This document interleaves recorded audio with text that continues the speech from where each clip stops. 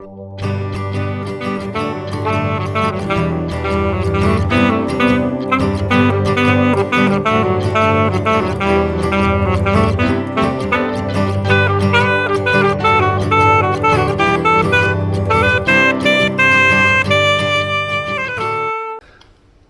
una alegría enorme volvernos a encontrar como iglesia hoy jueves 9 de marzo. Y estos tiempos de estudio bíblico son diferentes al resto, porque no se comienzan a preparar el mismo día, sino que empiezan mucho antes, en oración, en grabación, en edición, para que puedan estar listos cuando el jueves a las 8 de la noche, por ejemplo, activamos el YouTube, o los vemos a lo largo de la semana, cuando tengamos un espacio o un tiempo.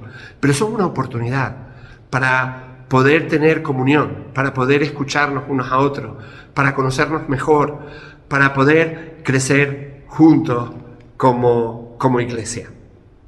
Vamos a leer en Isaías 57, versículos 1 al 2.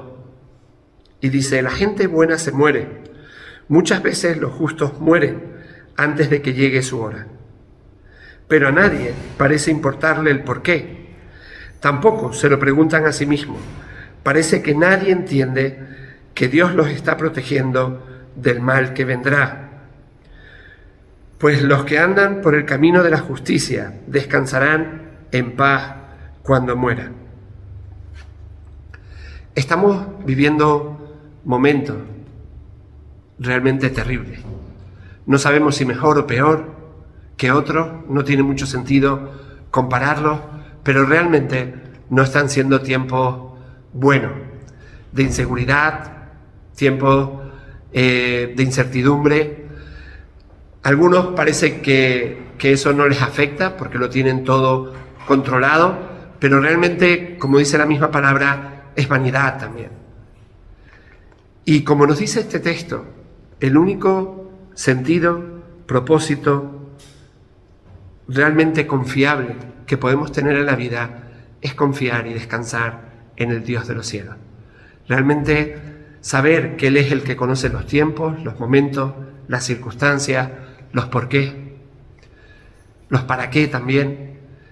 Y no hay otra cosa, otra persona, otra esperanza más fuerte que la de confiar en el Dios de los cielos.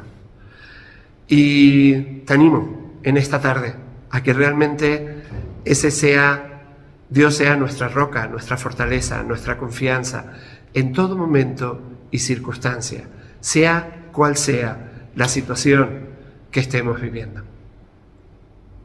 Pues sí, Padre, te damos gracias, Señor, por ti, por tu amor, por tu bondad, porque es en ti en quien podemos confiar, porque eres tú el que conoces los tiempos, porque eres en ti que podemos vivir para siempre y por siempre.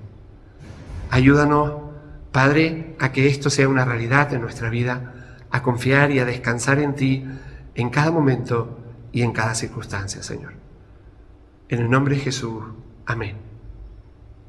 Y en esta tarde tenemos la oportunidad pues de conocer a Moisés y Juliana. Ellos llegaron a la isla a principios o a finales del verano pasado con el propósito de servir y trabajar en JCUM, y están asistiendo y participando en nuestra iglesia. Y es una bendición que los podamos conocer para también poderlos pues cuidar y poder orar por ellos. Buenas, familia. Yo soy Hola. Moisés. Ella es Juliana, mi esposita. Yo soy de Huelva y ella es colombiana. Nosotros como familia hemos venido aquí a la isla para vivir hace unos 5 o 6 meses más o menos. Y somos misioneros, Juventud con una Misión Canarias.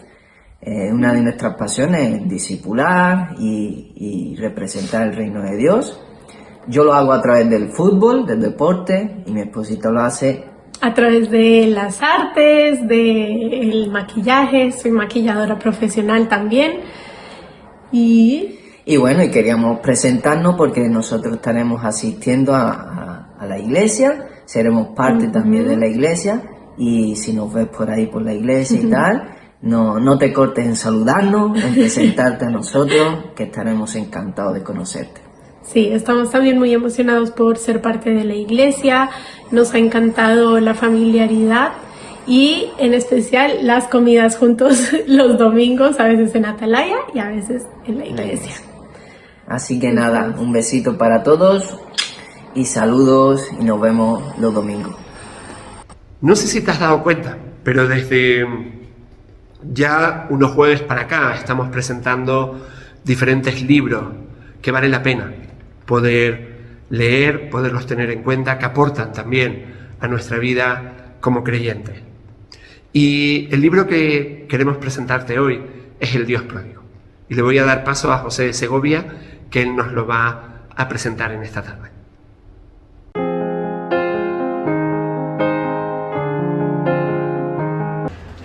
El Dios pródigo de Tim Keller es un libro singular por muchas razones. En primer lugar, es un libro que sirve tanto a aquellos que tienen fe como a los que no la tienen. Te muestra una visión de la parábola del Señor Jesús más conocida, la del padre con los dos hijos, que como dice Keller, tenía dos hijos, no solamente el que llamamos pródigo, con el que solemos denominar a esta parábola. Y te muestra que hay dos formas de intentar buscar realización en la vida, pero también la aceptación de Dios, ¿no? La de ese hijo mayor que pretende cumplir su voluntad estando al lado del padre, pero que no conoce el corazón del padre. Y la de aquel hijo que vaga lejos, ¿no? Y que malgasta su vida y se encuentra con la sorpresa de su gracia. Una gracia que necesitan ambos, tanto el hijo mayor como el menor, ¿no? Y que expresa en este libro Keller, ¿no? Particularmente en relación con quién es Cristo Jesús para nosotros, ¿no? Y el corazón del Padre. Es un libro muy recomendable, es un libro breve pero profundo, ¿no? Que verdaderamente te muestra la maravilla, ¿no? La sorpresa de la gracia de Dios para nosotros. Vamos a abrir nuestras Biblias en 1 Corintios 15 y vamos a leer del versículo 3 al versículo 8, que nos va a servir de introducción para el estudio bíblico de esta tarde. 1 Corintios 15, versículos 3 al 8. Yo les transmití a ustedes lo más importante y lo que se me había transmitido a mí también. Cristo murió por nuestros pecados, tal como dicen las Escrituras. Fue enterrado y al tercer día fue levantado de los muertos, tal como dicen las Escrituras. Lo vio Pedro y luego lo vieron los 12. Más tarde lo vieron más de 500 de sus seguidores, a la vez, la mayoría de los cuales todavía viven, aunque algunos ya han muerto. Luego lo vio Santiago y después lo vieron todos los apóstoles. Por último, como si hubiera nacido en un tiempo que no me correspondía, también lo vi yo. Y es tremendo este testimonio de Pablo acerca de la existencia de Jesús, de su muerte, de su resurrección y de lo que implica para nosotros. Padre y Dios del cielo, te seguimos dando gracias en esta tarde, por ti, por tu amor. Gracias por esta oportunidad que nos das como iglesia y ahora te pedimos que tú nos guíes en este estudio bíblico que estamos teniendo sobre apologética para comprender mejor nuestra fe, para saberla defender también, Señor, y para poderla mostrar y presentar a otros. En el nombre de Jesús, amén. Dentro de la serie sobre introducción a la apologética, que nos está ayudando a defender nuestra fe, en lo que creemos y mostrar que Dios existe. Claro que no es fácil, pero nos ayuda a explicar por qué creemos y que confiar en Dios tiene muchísimo sentido. Y al hacerlo con amor, sabiendo escuchar a los demás, dando la oportunidad que nos escuchen, también por medio de nuestras palabras y de nuestro día a día. También hemos comentado que creer y confiar en Dios no significa que hemos apagado, por decirlo de alguna manera, la luz de nuestro cerebro o que lo hemos tirado a la basura, sino que realmente existen argumentos, existen razones para creer en la existencia de Dios y lo que Él ha hecho por la humanidad. Para ello estamos usando, si te acuerdas, un acróstico con la palabra defensa, que nos ayuda a memorizar una serie de ideas que nos permiten demostrar con la razón, con nuestra cabeza, la existencia de Dios y la fe cristiana. Recuerda que la palabra apologética significa defensa. ¿Sí? ¿Tiene sentido? Pues seguimos. Habíamos comentado que la D, la primera letra, significa demostrar la realidad de la verdad. La E, la segunda letra de defensa, significa ejemplificar cuando lo opuesto a lo verdadero es falso. La F, familia de argumentos que revelan la existencia de Dios. Y dentro de esta familia de argumentos vimos tres argumentos: el argumento cosmológico, el argumento teleológico y el argumento moral. No es tan importante el memorizar los nombres, sino lo que significan.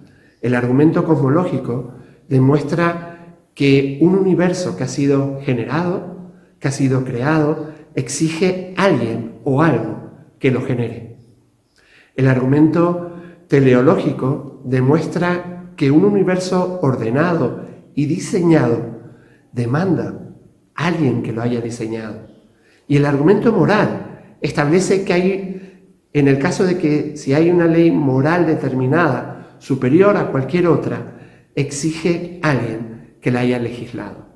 Y los tres llevan a poder demostrar racionalmente que Dios existe. Y en las últimas sesiones vimos la segunda E, que significa esclarecer cómo la existencia de Dios hace posible los milagros. Y estuvimos hablando de los milagros y cómo estos demuestran la existencia de Dios y cómo la existencia de Dios hace posible los milagros.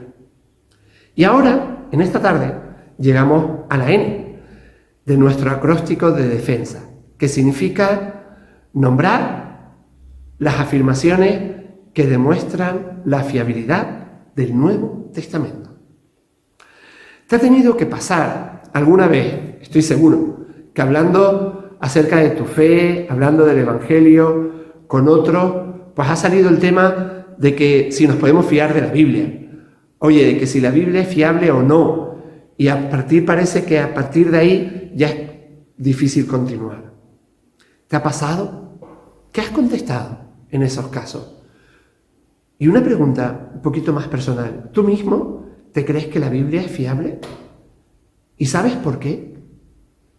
Pues de eso van a tratar las siguientes sesiones, este jueves y el siguiente. Probar que la Biblia es fiable y que nos podemos fiar de ella. Y para ello vamos a tratarlo como cualquier otro libro o manuscrito antiguo.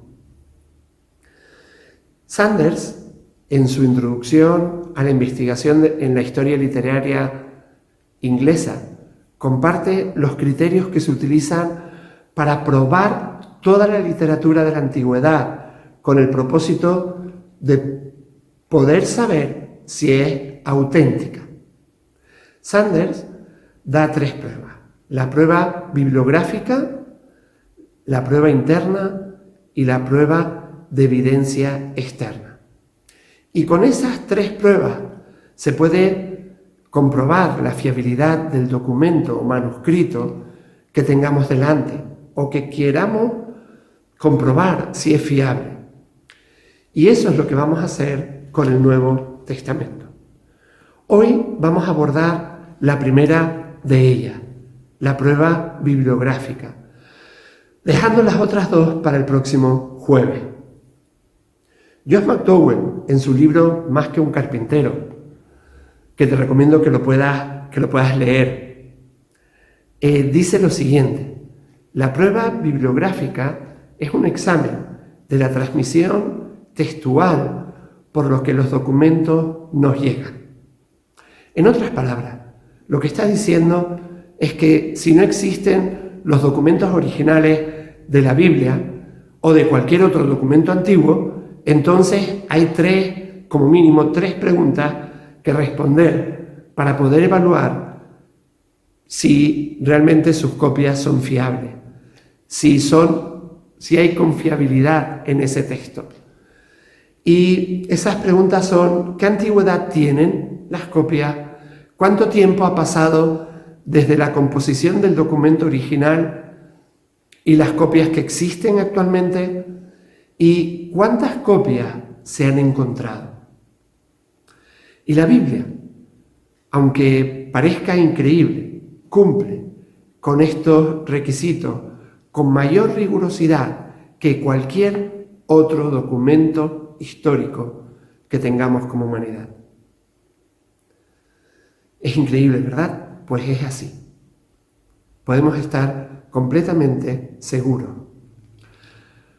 En primer lugar, los manuscritos originales fueron escritos entre el 40 y el 100 después de Cristo aproximadamente, que por un lado pues permite que muchas de las personas que fueron parte de esas historias estuvieran vivas cuando esos escritos fueron divulgados, como hemos leído en Primera de Corintios. Y vamos a ver que la diferencia entre el original y la copia más antigua es relativamente pequeña, y mucho más si la comparamos con cualquier otro documento antiguo. Tenemos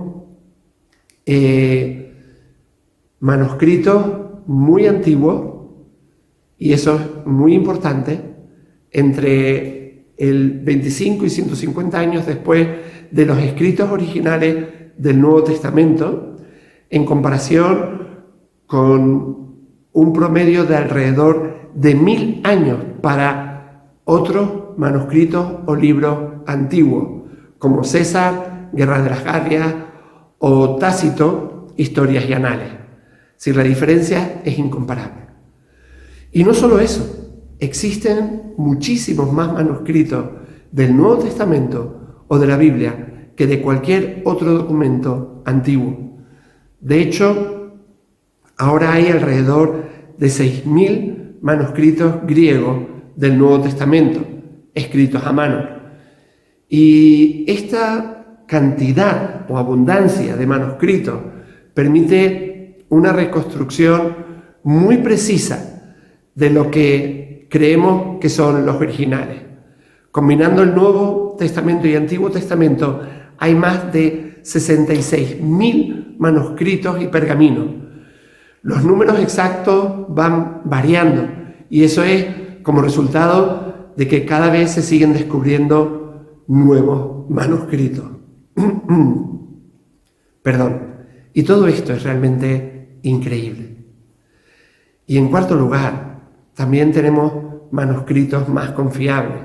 El Nuevo Testamento se ha copiado con más precisión que cualquier otro libro. Por ejemplo, un texto indio, el Mahabharata, es solo un 90% exacto. Y esto es copiado, si es copiado correctamente. Las obras de Homero, alrededor de un 95% de exactitud. Y esto es si se toma la Ilíada o la Odisea. El Nuevo Testamento, alrededor de un 99,5% de exactitud.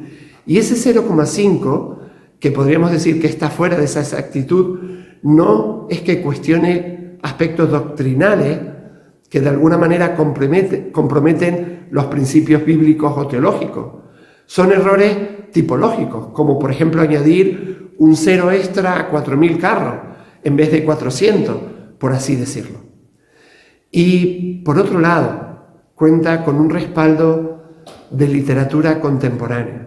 Los primeros padres de la Iglesia, en los siglos II y III, citaron el Nuevo Testamento muchísimas veces en sus escritos, y de hecho sus citas no menosprecian las Escrituras como si no fueran verdad, sino que se suman a lo que comentan, a lo que comparten y se suman a esa enseñanza principal apostólica. Podemos concluir que el Nuevo Testamento es fácilmente el escrito antiguo, más fiable en lo que se refiere a la cantidad de documentos, al lapso de tiempo entre que se dio y fue escrito, entre los documentos originales y las copias que existen, etc. No hay otro documento antiguo que se pueda comparar o que sea más fiable en este sentido.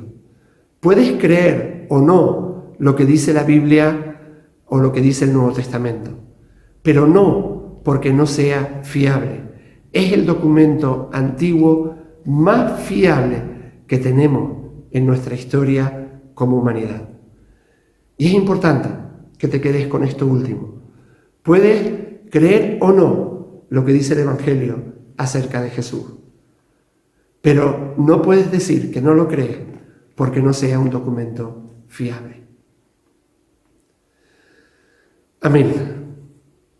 Llegamos pues al final de la parte de estudio bíblico en esta tarde y también llegamos al final del encuentro de hoy, 9 de marzo.